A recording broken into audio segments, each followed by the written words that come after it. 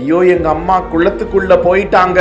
ஊர் மக்களிடம் ஓடி வந்து காப்பாற்ற கூறிய சிறுவன் போராடியும் சடலமாக மீட்கப்பட்ட பரிதாபம். மயிலாடுதுறை மாவட்டம் சீர்காழி அடுத்த பச்சைபெருமாநல்லூர் மத்தளமடையான் பகுதியை சேர்ந்தவர் சுதா தனது 4 வயது மகனுடன் தாய் வீட்டிலேயே வசித்து வந்தார். இந்த நிலையில் மகனுடன் குளிப்பதற்காக அங்குள்ள குளத்திற்கு சென்று திடீரென ஆழமான பகுதியில் வழுக்கி விழுந்து மூழ்கியதாக கூறப்படுகிறது. அதனை கரையில் இருந்து பார்த்து கொண்டிருந்த சிறுவன் தனது தாய் குளத்தில் மூழ்கியது குறித்து ஓடி வந்து கிராம பகுதியில் தெரிவிக்க பதறி அடித்துக் கொண்டு அங்கு சென்ற மக்கள் அவரை மீட்க முடியாமல் தீயணைப்பு துறையினருக்கு தகவல் தெரிவிக்க விரைந்து வந்த அவர்கள் சுபாவின் உடலை சடலமாக மீட்டனர். இது குறித்து புதுப்பட்டினம் காவல்துறையினர் வழக்கு பதிந்து விசாரித்து வருகிறார்கள். மகனை ஆதரவற்ற நிலையில் விட்டு சென்ற சுபாவின் இறப்பு அந்த பகுதியில் சோகத்தை ஏற்படுத்தி இருக்கிறது.